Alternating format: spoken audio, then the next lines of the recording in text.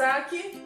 Hoje é quarta-feira e nós vamos estudar História e Cidadania. Pega já os seus dois livros. O seu livro de cidadania não está comigo, né? Eu não tenho ele, mas eu sei qual é a página. Você abre na página 37 e 38, que nós vamos estudar o tema Amigos da Flora. O que é a flora? A flora é a natureza, né? As plantas, tá? Nós estudamos na outra semana Amigos da Fauna, ou seja, dos animais, né?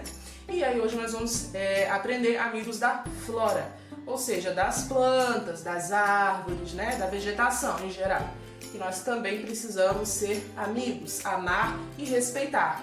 E na aula de História nós vamos dar continuidade à questão dos negros, da cultura africana e etc., que foi muito presente no Brasil em decorrência da escravidão, tá? Então, o seu livro de História, você vai abrir na página 63. E isso eu estou imaginando que você já fez as outras atividades que nas outras aulas eu mandei você fazer. Então é necessário que o seu livro esteja atualizado, ok? Porque se o seu livro não estiver atualizado, você vai ter uma nota baixa, porque eu estou avaliando isso também, ok? Então olha lá, página 63, tá? Eu vou logo falar sobre cidadania, né? É um assunto fácil e depois a gente vai entrar ali no assunto de história, que é um pouquinho mais elaborado. Então vamos lá, né? Amigos da flora. O que significa ser amigo da flora? Então você vai ver aí no seu livro, é importante que você leia os textos do seu livro, né? Os livros que eu não tenho, principalmente, que eu não posso ler com você, leia aí em casa quando esse vídeo acabar e aprenda mais, tá? Então o seu livro deve estar falando a respeito. E é o seguinte, ser amigo da flora indica que você vai respeitar a natureza no geral, que você vai respeitar as árvores, as plantas, as flores, toda a vegetação de onde quer que você esteja. Isso implica no fato de que você não vai jogar, por exemplo, lixo no meio da mata. Se você estiver num sítio, né, você vai respeitar a natureza. Não cortar árvores, não arrancar plantas, não destruí-las, não poluí-las, né, sujar as plantinhas ou pisá-las, enfim. Tudo que maltrate a vegetação e a natureza você não vai fazer se você for amigo da flora. Então, temos que ter o maior respeito pela natureza, porque nós precisamos dela. A questão das plantas é extremamente importante. Na aula de ciências, nós vimos que as plantas fazem um processo que se chama fotossíntese. E você já sabe que a fotossíntese é a respiração das plantas, é o alimento delas, é como elas fazem para sobreviver. Quando as plantas produzem a fotossíntese, elas estão soltando na atmosfera, né, estão liberando oxigênio. Então, imagine se a gente acabar com as plantas, se a gente destruir as florestas, se a gente acabar com a natureza, como que nós teremos oxigênio suficiente para sobreviver? Então é importante que a gente entenda que se a gente está destruindo a natureza, se a gente está desmatando, está acabando com tudo, nós estamos nos matando também, estamos acabando com a gente também. Porque sem oxigênio a gente não respira, se a gente não respirar a gente morre. Então, se você mata a natureza, se você maltrata a natureza, você está se matando, você está se maltratando. Por isso é tão importante respeitar toda a natureza, preservá-la, né? Fazer completamente o contrário. Então, as plantas, elas liberam oxigênio. Então, aonde a gente tem mais desmatamento e menos plantas, menos árvores, menos florestas, menos vegetação, a gente tem um ar muito mais poluído, pessoas muito mais doentes, com asma, com bronquite, internadas, com pneumonia, diversos tipos de problemas de saúde decorrentes da poluição atmosférica. Nós estudamos isso também na segunda unidade, quando nós vimos sobre a poluição do ar. Então, se a gente continuar destruindo a natureza, esse ar vai ficar cada vez pior. Tem cidades que são tão poluídas e tem tão pouco ambiente arborizado, ou seja, com árvore, com plantas, enfim, que o ar é praticamente impossível respirar, né? As pessoas adoecem muito fácil e quanto mais fizermos isso, pior vai ficando. Mais doença, mais dificuldade, mais problemas. A questão do coronavírus, por exemplo, afeta o pulmão.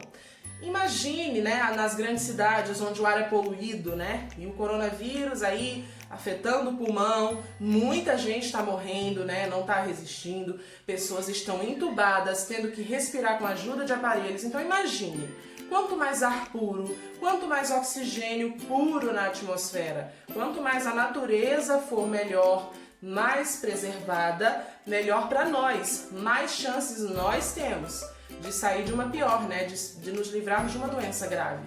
Então, em cidades grandes, onde o ar é muito poluído, essas pessoas que estão sofrendo dos pulmões, com certeza estariam sofrendo menos se a cidade fosse menos poluída, se tivesse mais planta, mais árvore, mais natureza. Então, ser amigo da flora indica que você vai ser amigo da natureza, vai preservá-la, tanto porque você quer viver melhor, quanto porque você quer deixar um mundo melhor para as futuras gerações, tá? O dia que a gente não estiver mais aqui, quem é que vai estar? Como essas pessoas vão viver? Qual é o mundo que nós vamos deixar para elas? É sempre importante pensarmos nisso para que a gente produza bons frutos, para que as pessoas que vierem depois de nós, depois que a gente já tiver morrido, peguem um mundo melhor, nasçam num mundo melhor, ok?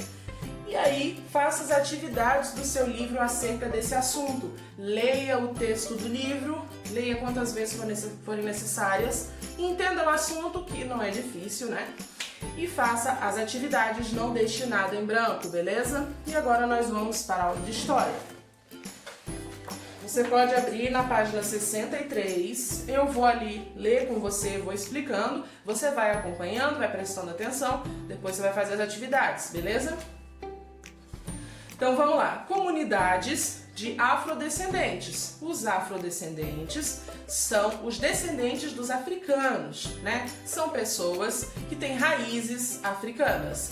No geral, todos nós brasileiros somos, de certa forma, afrodescendentes, porque a gente tem DNA africano, né, em nós. Nós somos uma mistura de negros, europeus, negros assim, africanos, né, europeus e índios. Então a gente tem essa mistura. Então nós temos DNA de índio, africano e europeu, beleza? Então vamos lá. Página 63, comunidades de afrodescendentes. Vamos cantar. O que tem ali é uma música, né? Eu não conheço a música, então eu não vou ler cantando, mas eu vou ler aqui a música de forma falada e você vai prestando atenção no que a letra está dizendo. Canto das três raças. Ninguém ouviu um soluçar de dor no canto do Brasil. Um lamento triste sempre ecoou, desde que o índio guerreiro foi pro cativeiro e de lá cantou. Negro entoou um canto de revolta pelos ares, no quilombo dos palmares onde se refugiou. Fora a luta dos inconfidentes, pela quebra das correntes, nada adiantou. E de guerra em paz, de paz em guerra, todo o povo dessa terra, quando pode cantar, canta de dor. E ecoa noite e dia, é ensurdecedor. Ai, mas que agonia, o canto do trabalhador. Esse canto que devia ser um canto de alegria, soa apenas como um soluçar de dor. Então, uma música com uma letra bem forte que nos remete ao sofrimento muito grande que os africanos sofriam aqui no Brasil nos tempos da escravidão, não é? Ali fala de trabalhador, fala de dor, de soluço, de grito, não é? Então, fala de agonia, ou seja, esses escravos, esses negros estavam sofrendo, estavam sendo extremamente violentados de todas as formas possíveis. Vamos para a página 64. Tem ali dois textinhos que eu vou ler. E aí na outra página vai ter atividade, tá? Deixa eu só conferir se a atividade só tem na página 65, eu acho que sim, tá? Então a atividade é só na página 65, mas vamos lá, página 64. Vamos continuar, né? A liberdade é algo que todos devem ter e todo povo deve lutar por ela. É por isso que os escravos africanos sempre se rebelaram contra seus senhores, pois também nunca aceitaram a escravidão. Esse regime não deve ser imposto a ninguém nos dias de hoje, assim como não deveria ter sido no passado. Sabemos que em todos os locais onde os escravos trabalharam aconteceram revoltas, rebeliões, lutas e fugas.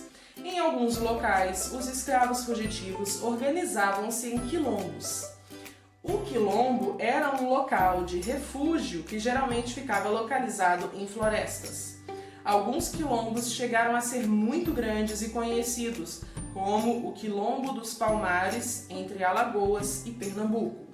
Então, o quilombo mais famoso era o Quilombo dos Palmares. Ele tem toda uma história que nós vamos ver semana que vem, tá? Continuando ali, acompanha, tá? Sabe-se que havia quilombos desde o ano de 1630 até a época da abolição, em 1888, ou seja, desde o começo da implantação da escravidão no Brasil, os escravos sempre resistiram. Saber que existia um quilombo já fazia os outros escravos sonharem com uma vida de liberdade e estimulava novas fugas, o que era uma ameaça à colonização e à exploração do Brasil. Os quilombos sempre foram perseguidos pelos donos de escravos, que tentavam destruí-los e recuperar os fugitivos.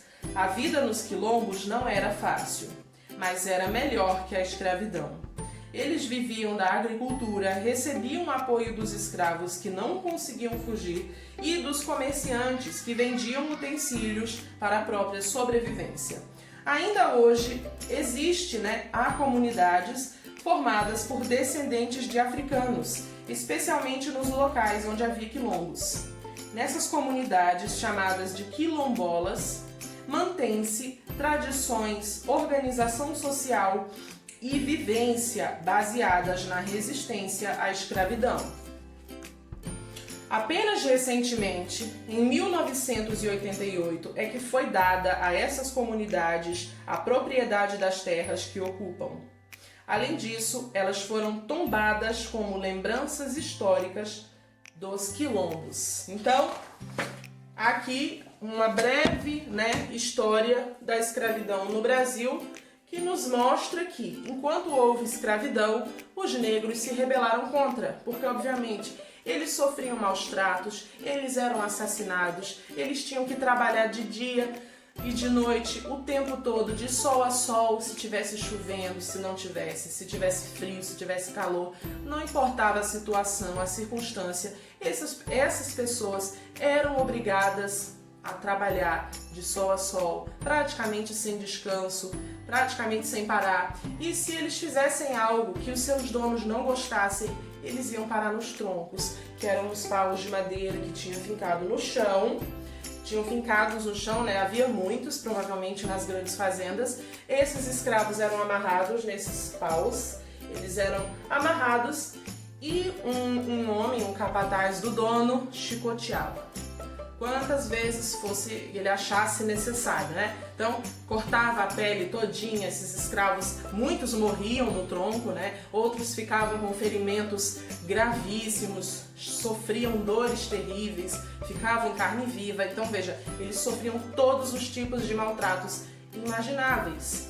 As mulheres, que geralmente trabalhavam mais dentro das casas, limpando, cozinhando, cuidando das crianças, elas serviam de babá também. E nessa época não se chamava babá, se chamava ama, tá? Então essas mulheres, muitas vezes, elas eram obrigadas a ficar com os senhores das casas. Eles obrigavam essas mulheres a beijá-los, a abraçá-los, enfim, a fazer o que eles quisessem, porque se elas não fizessem, elas iam pro tronco, elas poderiam perder os seus bebês. Muitas escravas, muitas mulheres negras foram separadas dos seus filhos, porque eles pegavam os nenenzinhos, vendiam. Os escravos eram vendidos e comprados como se fossem mercadorias. Eles não eram considerados gente, eles não tinham direito a nada, eles não tinham o mínimo de dignidade. Então, era um sofrimento terrível, que só teve fim em 1888, já no final de tudo, quando a história do Brasil mudou, já não era mais imperador, Depois logo passou a ser presidente, então tudo já foi mudando, já foi há pouco tempo atrás. Tem quase 200 anos, mas para a quantidade de tempo que essas pessoas ficaram sofrendo, é pouco tempo. Então, só mais recentemente é que esses escravos foram libertados. Antes disso, era sofrimento que não acabava mais. E muitos fugiam, obviamente. Eles queriam ser livres. Eles queriam ter direito a uma vida normal, como todo mundo tinha. Então, eles fugiam, iam para esses quilombos, que eram geralmente no meio das florestas, onde eles ficavam lá reunidos, um apoiando o outro, um ajudando o outro, e lá eles construíam as suas vidas. Só que na maioria das vezes, eles não ficavam muito tempo. Porque existiam homens que eram chamados de senhores de escravo, aliás, senhores de escravo não, capitães do mato. Os senhores de escravo eram os donos, né, das fazendas. Os capitães do mato, né, por exemplo, tinha um capitão do mato. Ele era contratado para ir atrás dos escravos que fugiam.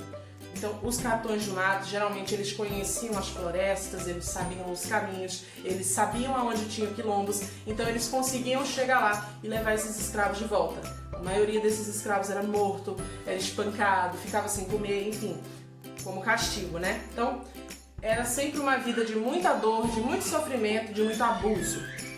Por isso que até hoje se fala muito sobre isso, para que nunca mais se repita e para que o preconceito diminua cada dia mais, para que os negros sejam vistos como gente, como iguais a nós, porque eles são e sempre foram, ok? Hoje o nosso entendimento sobre isso está muito melhor, né? Ainda existe preconceito? Existe, infelizmente. Mas, se nós tivermos um pensamento de que somos todos iguais, o preconceito vai se dissipando, vai acabando, ok?